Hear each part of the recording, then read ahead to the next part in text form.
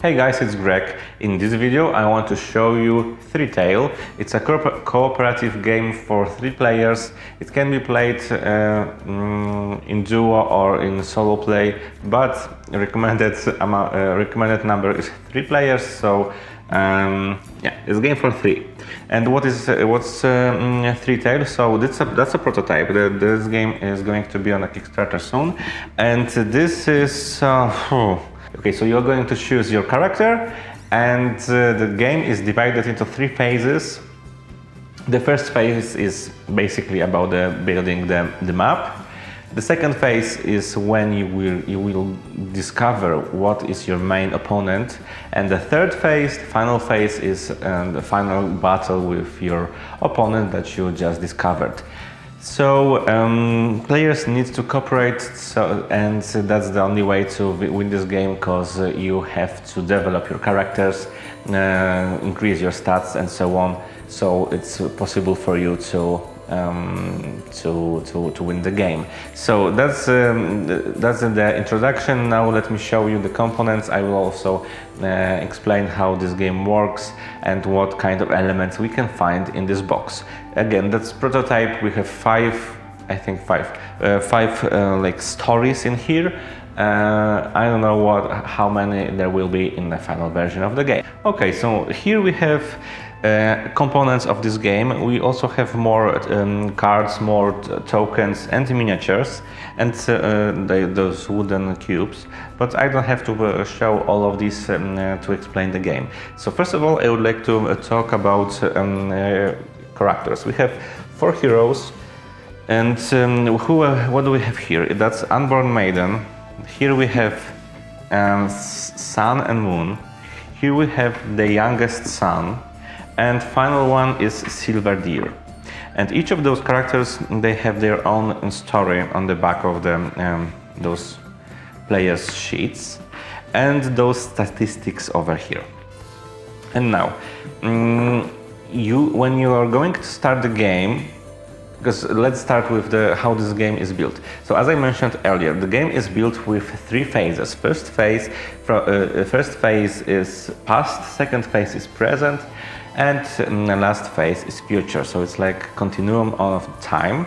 And in the beginning of the game, we have those 5 prophecy cards.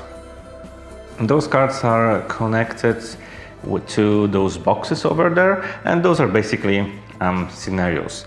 So you're gonna shuffle them, you're gonna choose 3, and now you know more or less what's gonna happen soon, because one of those prophecies will be the final, let's say, boss, or the final element of this game. So more or less you know what to expect. Here you have always some kind of story. And on the bottom, we have that menu that's gonna appear in this specific scenario, and also stats that we should master or skip if you want to win this specific scenario. So that's the beginning of the game. We are choosing 3 prophecies, and accordingly to those stats, we are picking and choosing our characters, also looking on the backs of the boards. And what do we have on the board? So sorry, I don't remember exactly what those stats means, because they are very so for example, this vase over here, that's love, and it's used for to battles, so you're fighting with love in this game. So we have 13 levels for each of the stats, but only first one is specific, because depending on how high your level in this love stat is, that's the amount of dice you're gonna roll during fights.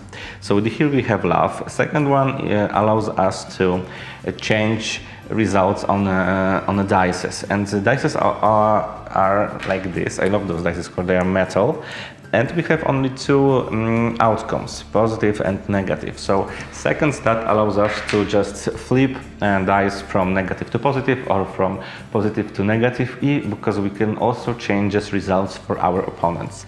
The third stat, and yeah, from the second stat we have those colors its first color is over here, second like brown is over here, and golden is over here.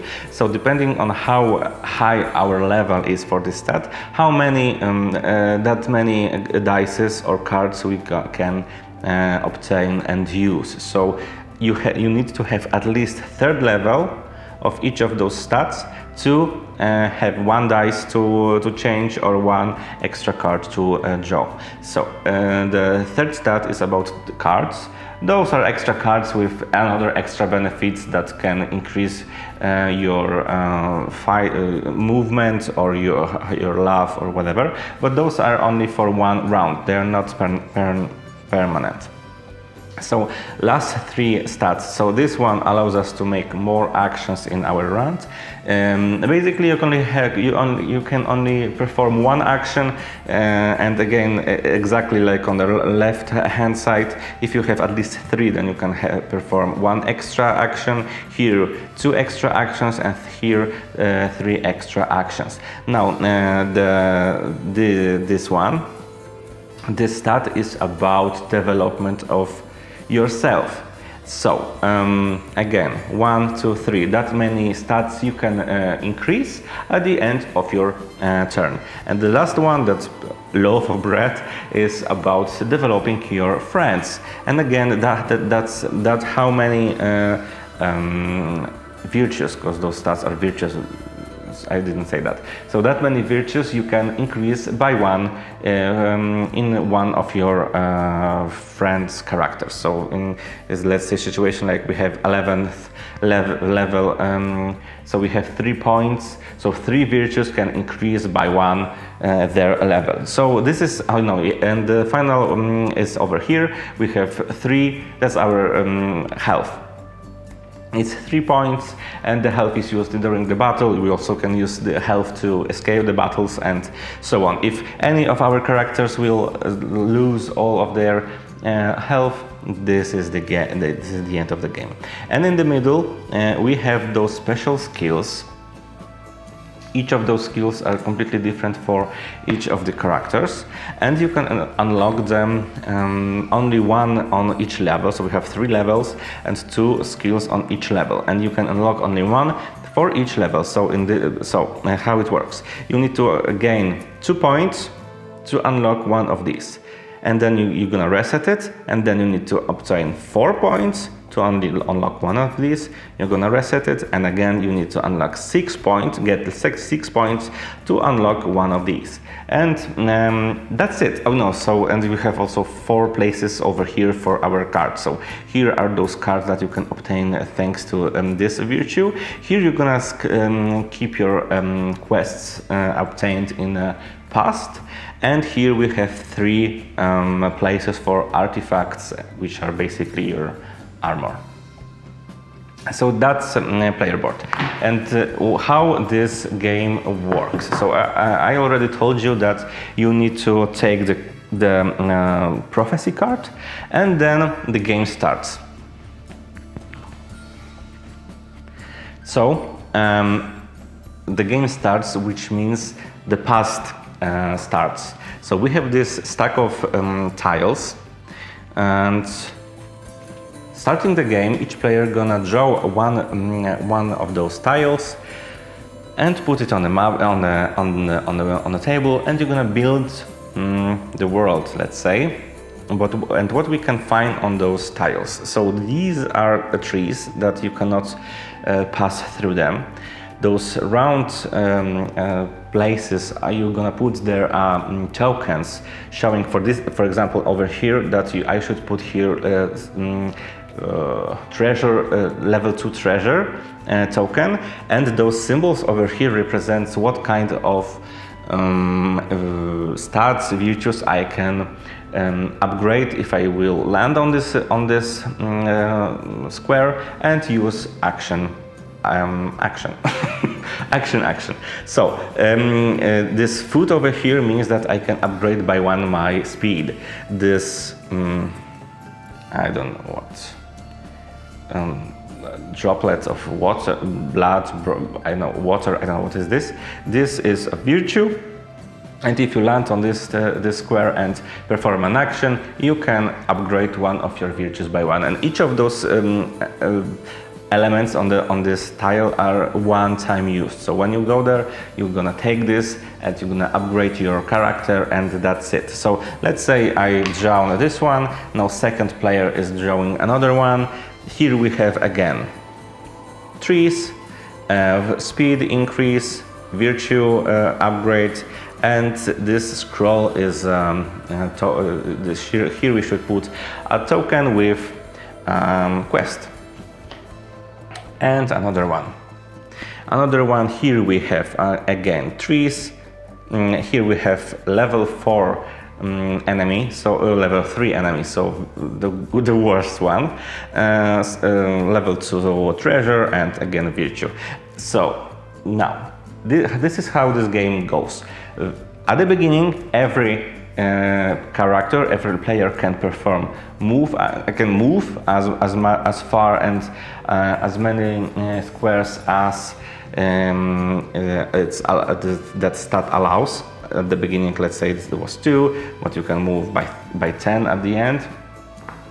So we can move and perform an action, and the action is basically an interaction with elements on the map. So the more actions you can perform and the more you can move, the more elements from the map you can gather, fight monsters, and so on. So basically, whole past phase is about building the world. You need to, of course, arrange those tiles the best as you can. The best as it's for you. And what is important, that I almost said everything what you can find on those tiles. We have treasures, we have battles, we have quests, upgrades of your virtues, upgrade of your speed, and also those red abilities specific for each character. You can also find places where you can obtain them. 2 extra places that I didn't mention yet, but I want to put some more tokens, some more tiles, so you can see how this game gonna look like in the end. So this is how we are building the world. It's more like a maze, I would say, because those trees are on the borders, and it just gives me feeling I am building some kind of. Well, it's not. You can see it. Wow. So that gives me that it's a maze for me, really. And of course, on each of these tiles should be tokens. I'm not gonna put them tokens or cubes. I'm not gonna put them right now. So this is the map, and you are using your minis to travel around the map and gather those goodies. And by the way, I'm gonna show you now minis. Those are, of course, prototypes. They are made. I think they are printed on 3D printer, so that's for sure not final version of those minis, but that gives us more or less the impression of what we can expect. So that's 2 of them, and now this is that. Wait a second. Come on. So this is that unborn maiden, youngest son. Very simple, but again, it's very hard to say anything about those minis, because, well, it's prototype, so I don't know how it's gonna look like in the end. Those are printed on a 3D printer for sure, and the final one is over here. So those are our characters, and we have also those, let's say, bosses or main opponents for the final act of the game. So some kind of serpent, I guess. We have also a tree.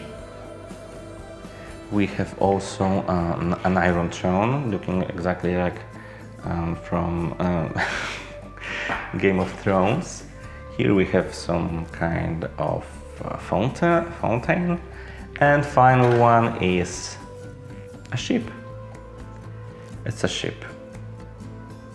The designs are very cool, I like it, but it's very simple. But again, remember that those are 3D printer, printed on 3D printer.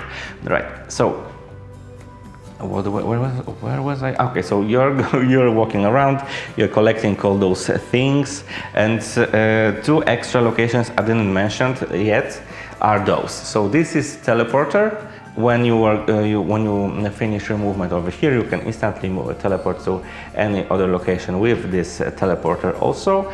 And this white one is some kind of altar. You can sacrifice your items to gain a token, and you can just like trade action. You are sacrificing some of your items to get something else better. So yes, this is the final, this is the first phase, this is the past. And what we can find, so I said we have quests, so let me show you, we have few quests.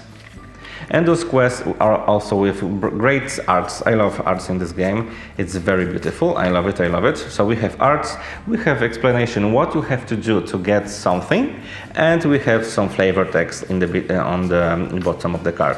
So it's very, very basic. If you open three treasures in one turn, take a specific token that is very, very useful in the future. So here, if you enter at least 5 battles, take 1 again.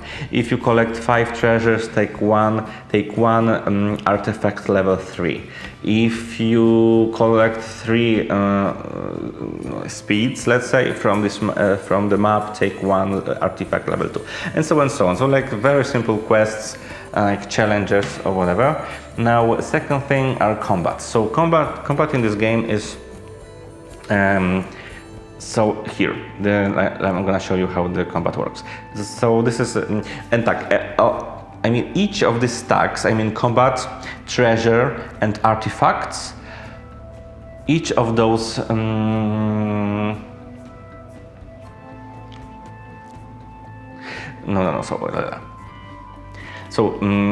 before that, combat, artifacts and treasures are each divided on 3 levels. So first is the easiest one with the smallest reward at the end, and the third is always with the best reward but the hardest to get. So I'm gonna show you deck of battles level 1, so the easiest one, and this is the Swarm of Winds.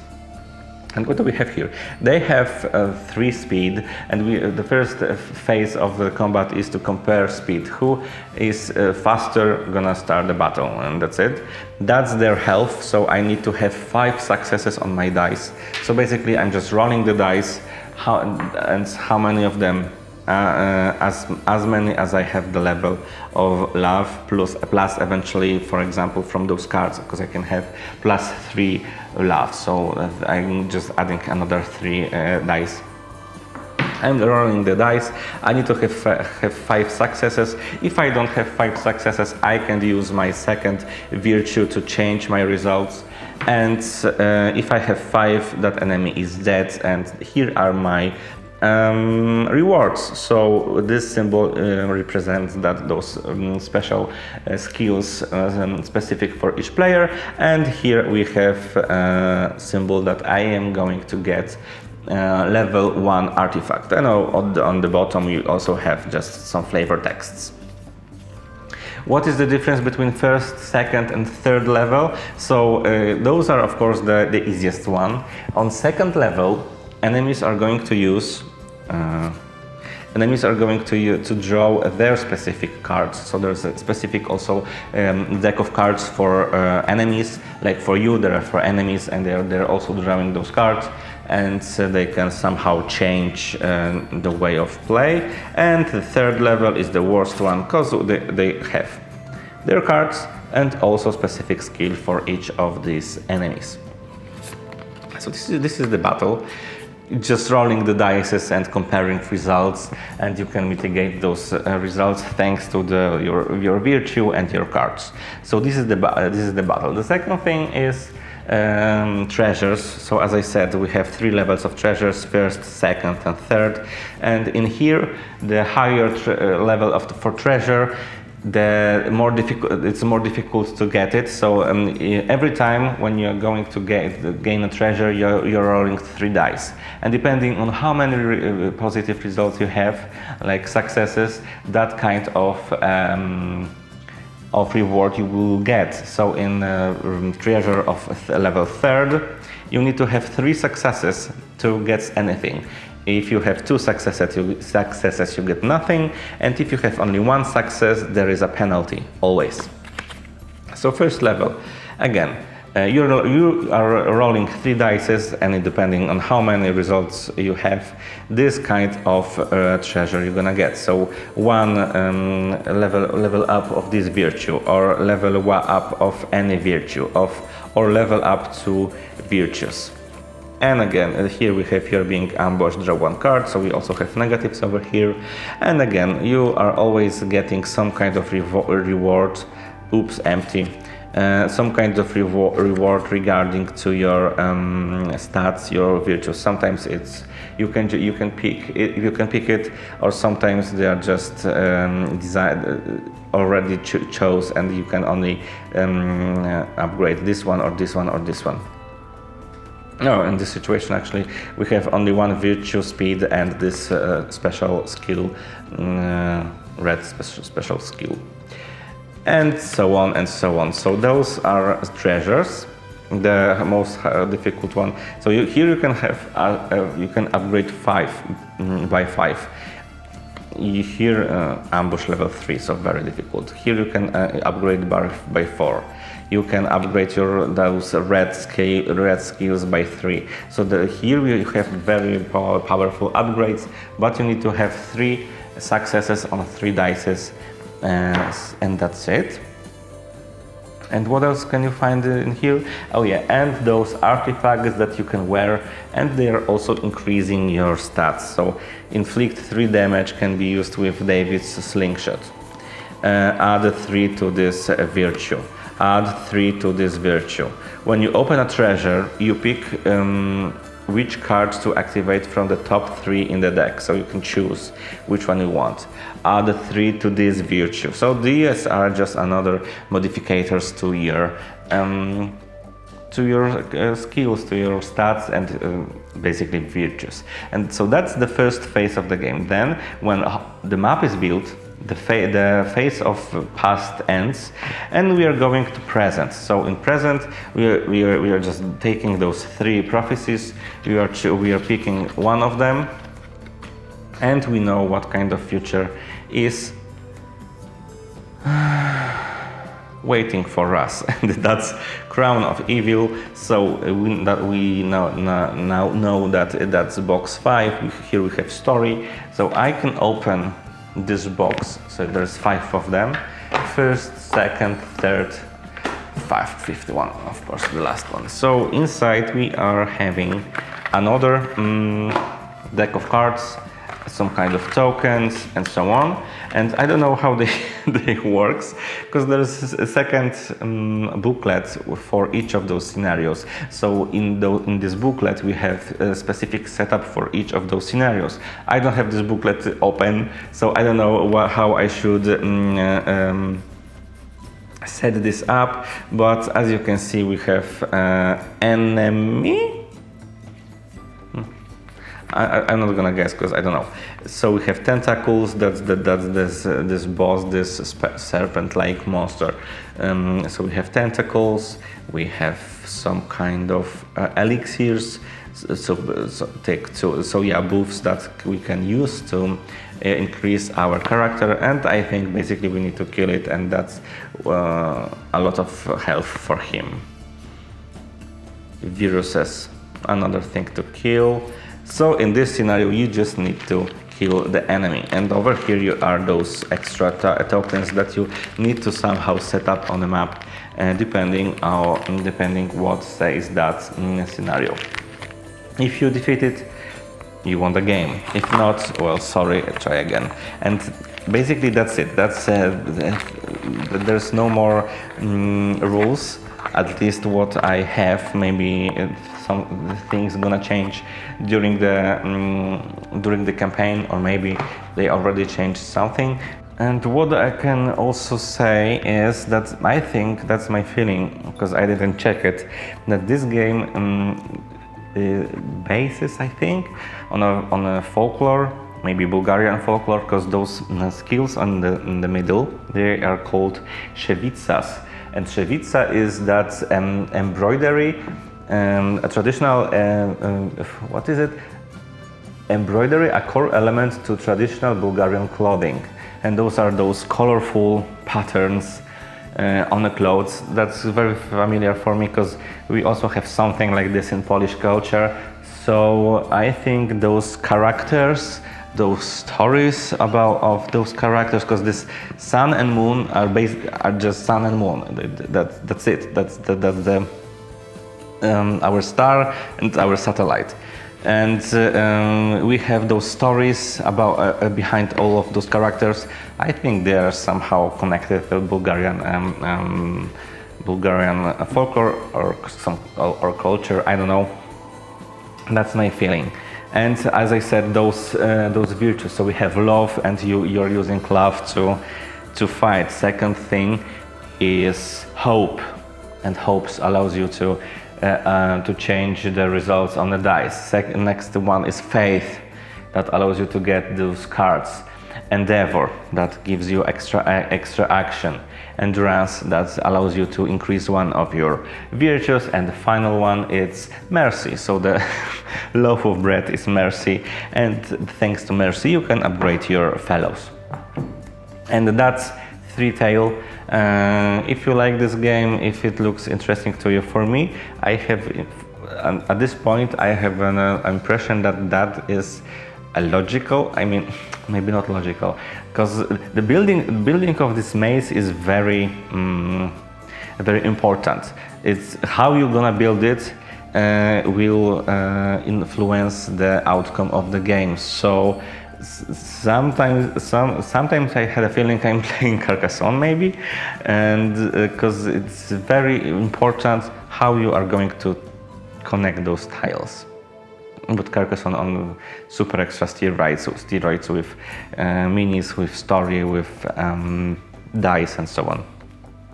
So that's it. Thank you so much for watching. Please follow their Kickstarter, because I think they're gonna start soon. And if you like it, just follow and see how this campaign will go. So thank you so much for watching, and see you in the next one.